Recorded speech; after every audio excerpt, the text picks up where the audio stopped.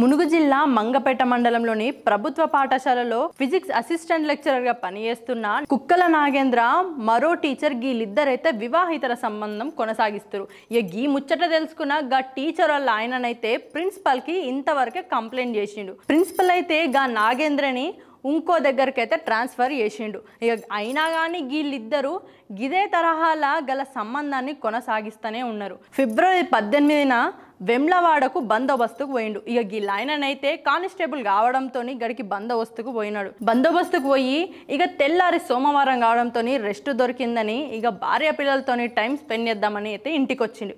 ఇంటికి వచ్చినాక గల ఆవిడ ఫోన్ మోగడంతో ఫోన్ లిఫ్ట్ చేయగానే ఇక నాగేంద్ర ఫోన్ వచ్చింది. ఇక లిఫ్ట్ చేసి గీన హలో అనకముందే గైన అసలు కథ చెప్పిండు. ఇక గాడనే వీళ్ళిద్దరూ పట్టుబడ్డారు అనుకోవచ్చు, ఇక దొరికిపోయారు అనుకోవచ్చు. ఏందంటారా, ఇక నాకు ఫోన్ ఎత్తంగానే ఇక నేను వస్తున్నా, డోర్లు అయితే నువ్వు తెరిచి పెట్టని చెప్పిండు సీదా. ఇక గీ ముచ్చటైన గాల ఆయన ఊకుంటాడా, వెనక బందికించి తాళమేసి బాత్రూంలో దాచుకున్నాడంట. ఇక ఆయన రాగానే ఇంట్లోకి రాత్రి ఇక ముందు నుంచి తాళమేసి సుట్టపోలని ఇంటి పక్క పొంటలని పోలీసులను అందరినీ పట్టుకొచ్చి రెడ్ హ్యాండెడ్గా పట్టించినంట. ఇక వీళ్ళిద్దరినైతే ఊరేగింపులో కొట్టుకుంటా పోలీస్ స్టేషన్కి తీసుకుపోయినంట గాళ్ళాయన. ఇక గిసొంటి పనులు ఎందుకు చేస్తారు, గిసొంటి పంచాయతీలు ఎందుకు పెట్టుకుంటారు?